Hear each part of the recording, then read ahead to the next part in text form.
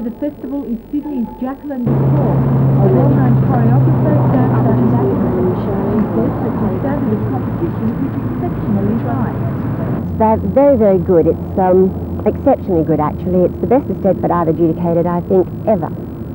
Any young champions among them? Well, the last night and all day today and tonight we are doing the championships, but definitely I've seen about 4 people with fabulous potential.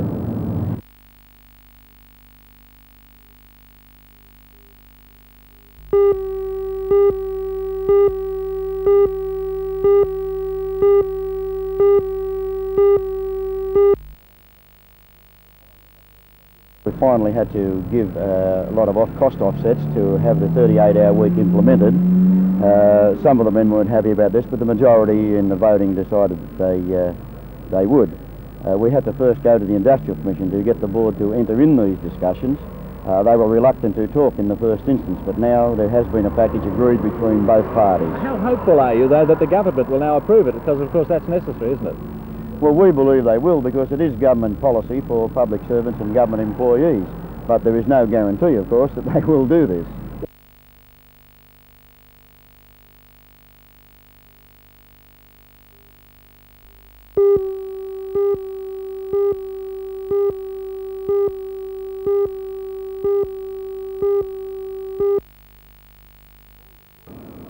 All aboard for the Mother's Day Express.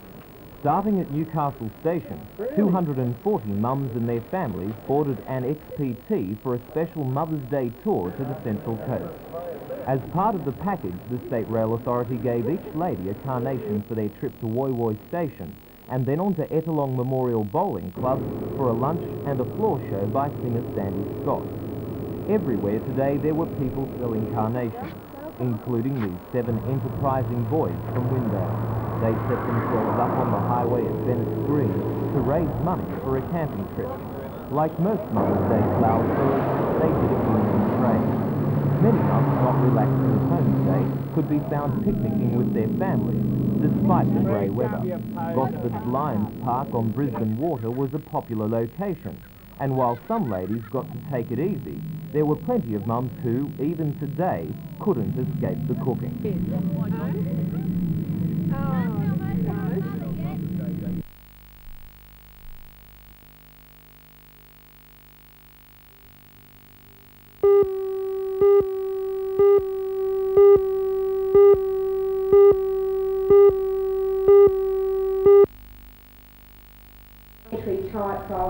Today's meeting at Newcastle Technical College was designed to introduce the new state government-funded program to prospective sponsors. The Job Training and Work Experience Scheme, which is the only one of its kind in the state, is designed to give those under 25 years of age and unemployed a chance to enter the workforce and receive instruction in both local and state government areas. The new program, to begin in July, will cover 24 sections, including trade assistance, childcare assistance and gardener's labourers. Senior Project Officer in the Hunter Region for the Ministry of Employment, John Overgy, says there's more than one aim behind the YES program.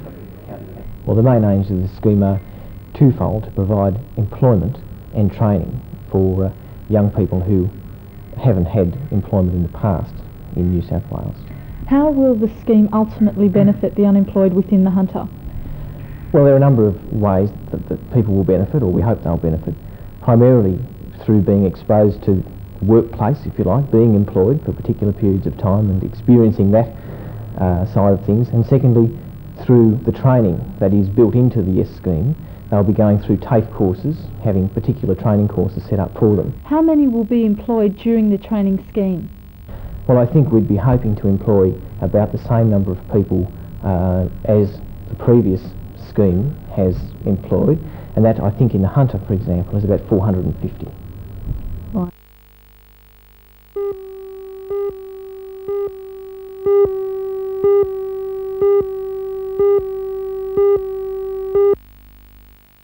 The councillors were backed into a corner. Although firmly committed to the Salamander Bay project, they didn't dare defy the Department of Local Government on its request to defer any further business deals on the commercial development until the Minister has had time to consider a report into the project's finance.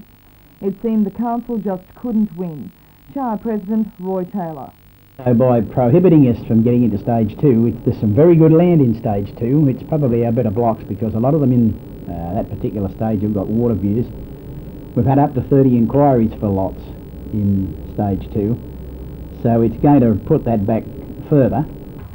The council has also been asked not to make any more deals with the project manager of stage 1 of the development, Centennial Project, until this matter has been sorted out. This will cost the company thousands of dollars and will mean the loss of valuable time. Ian Henry, Centennial Project. Are you afraid that you'll lose your financial backers? Well, if it's deferred too long, yes, that is a problem because it's like all adverse publicity. People will lose confidence, notwithstanding what the real facts say.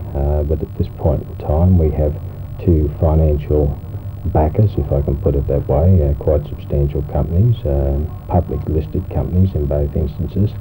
And their offers of finance are short-lived. In other words, they have a sunset clause on them, and if that's not taken up, well, it has to start all over again. Right, that's fine, thank you.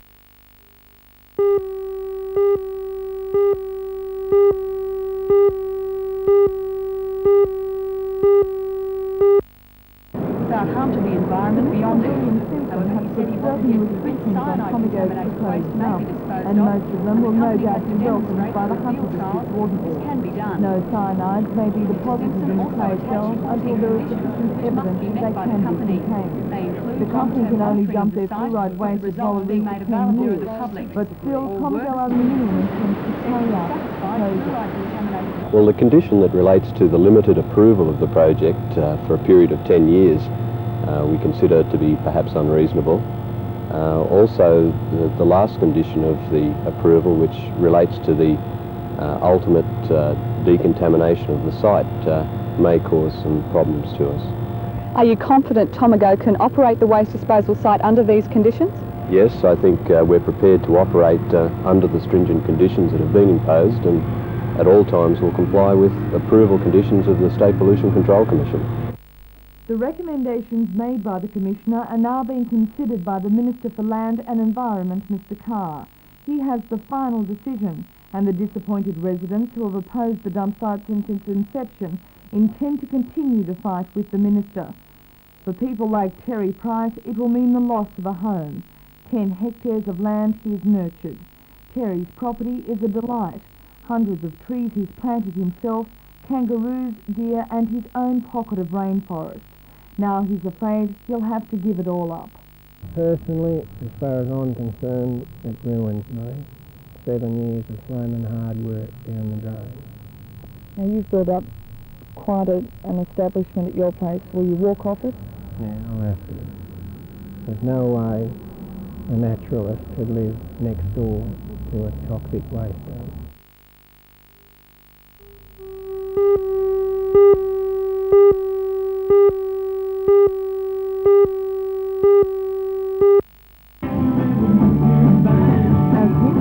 First rock in-camera is blazing a trail, and they're not sure where it will lead.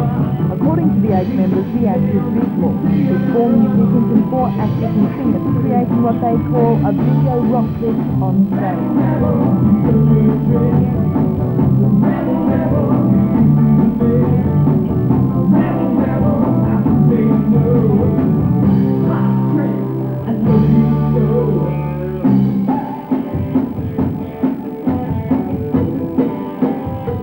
Band member Melinda Field says the group aims to offer something different to the people of Newcastle. Well, what we aim to do is to give Newcastle something really new and different and exciting to watch. It's not going to appeal to everybody, but it's got the elements that we've got popular music that people recognise in it. Even though they're not used to seeing people acting and doing rock music on stage, and they might take a front to it at first. But it's a lot of fun to watch, or it can be a little bit heavy to watch too, but we break it up with the livelier songs. And I think people get used to seeing it, and it just offers something totally different for Newcastle.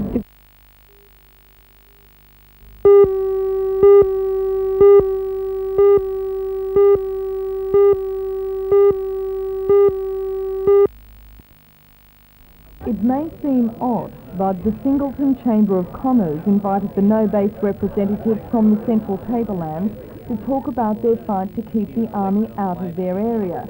The no-base group has been working for 12 months towards that aim, and as a result is an organised force to be reckoned with.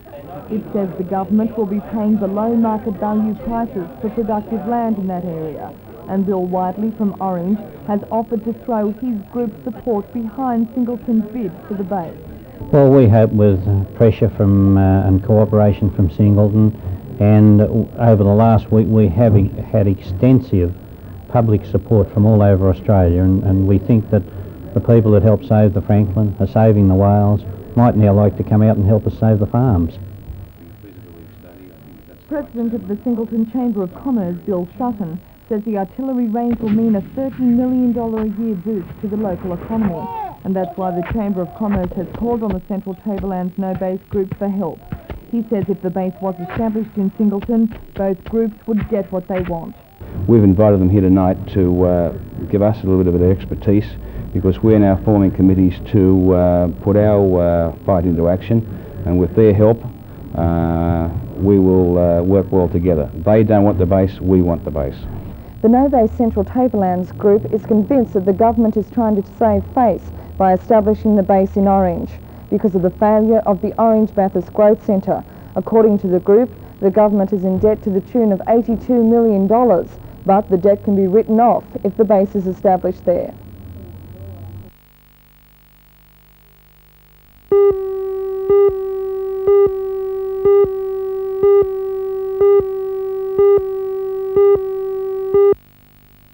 The Falcons swept into second place on the NBL table last week with a clutching 119-102 win over the Hobart Devils. With 5 wins and just 2 losses, the Falcons are in very good position with the season 1 quarter over. But with Coburg sitting tight 1 place behind on the table, tomorrow night's match will be a tough encounter. Today, several of the Falcons' star performers, including Davies, Scott Hull and coach Dave Anthony, are all taking it easy and showing off their skills in a promotional visit to one of the city banks. Although they dwarfed all their opponents today, Davies and Hull found out that height and determination aren't necessarily linked.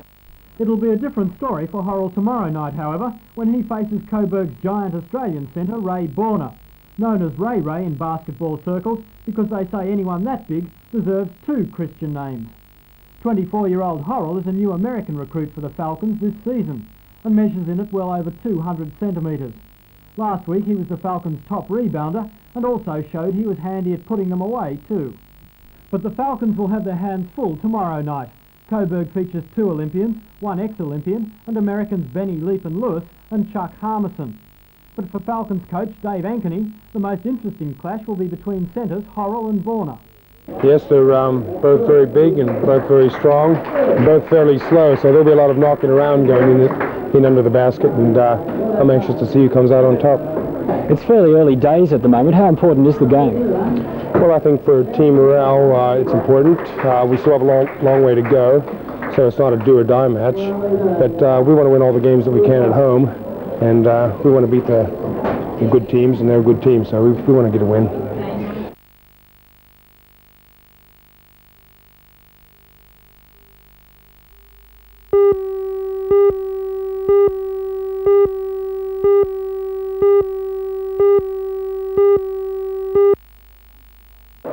Several hundred coal industry members of the FEDFA met at Singleton Showground to determine a course of action following yesterday's sacking of 73 workers at the mine. The men were given notice for refusing to use a new front-end loader, which needs only a single operator. Machines have to date been operated by 2-man crews. The union says if the men who received a week's notice are dismissed next Thursday, its members will go on strike. Any attempts by the company to replace the workers with other labour will also prompt industrial action. For the union, today was also an exercise in muscle flexing. After the meeting, a protest convoy moved down the main street at Singleton, with union officials hailing passers-by. At the Mount Thorley mine, a delegation led by the union's Federal Secretary, Jack Camborne, met with Mount Thorley's General Manager of Mining, Peter Murray. The meeting, however, proved fruitless, with union officials remaining adamant the company had merely aggravated the dispute by sacking workers. Well, I think that's an extreme provocation on the part of the company. I think the company know that they can't make that stick. They know that sooner or later that those 73 people will have to be put back on the job. But it appears as though it's another step in the play by the company to try and compel the union to give way on their demands over the manning of the front end loader. Peter Murray in turn described the union's threat to step up industrial action. FEDFA's decision was quite stupid. It just demonstrates how intransigent they've been and how intransigent they've continued to be since last November when we first went to the local coal authority. Mr Murray also said at this stage the company is not considering replacing the sacked workers. Our most desired position is for the people we presently employ, the FEDFA people, to come back here and work in accordance with the decisions that we've obtained through arbitration. That's our preferred position. But we have one other determination. We have a large investment here on which the livelihood of a lot of people depend. The FEDFA are a minority of those. There are many other people, and in fact there are to be some twice the number of people who are presently employed in Toto to be here eventually, even in the next year. To protect their positions, we are determined to operate this mine at full capacity.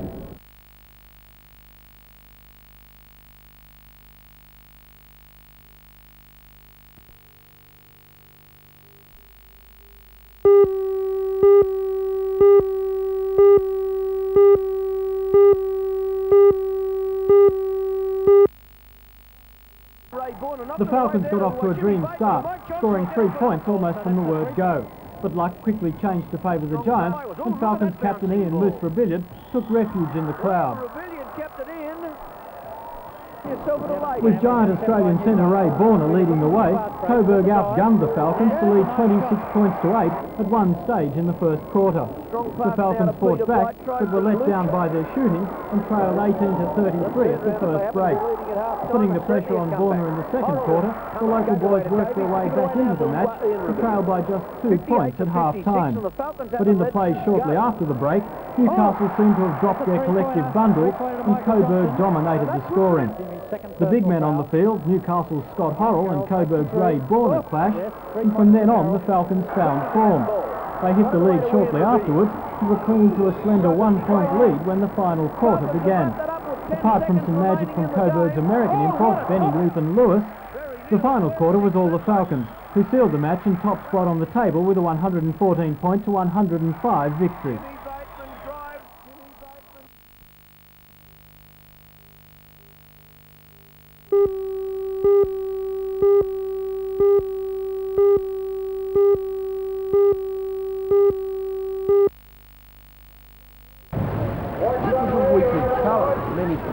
From research to ocean races complete on handicapped conditions. The overall winner was spiral engine called Quicksilver, sailed by Chris Greffot at 8 high. Another spiral, J.V. Ben, sailed by Nicola Davies of Armidale's Presbyterian Ladies College, was second with local sailor Jeff Leffam of Waters Bay in a Frisco senior third. The champion school was Sydney Grammar, with Morisset High next second.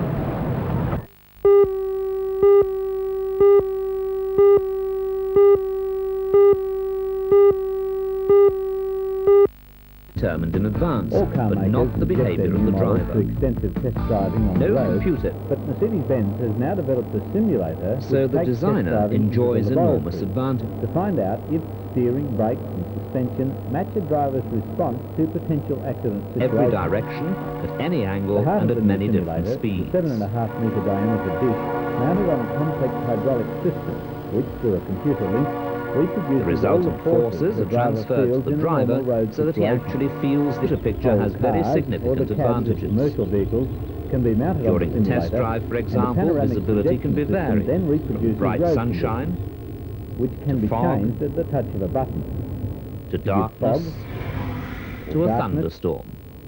The road can be changed too, especially designed or even accident situations without any risk whatsoever. It certainly makes it dark. And all Engineers say the new facility will The allow movement risk-free computer testing controls and this a highly closer complex study of the hydraulic human system factor as precisely part of car according to the design. data with which it's been fed.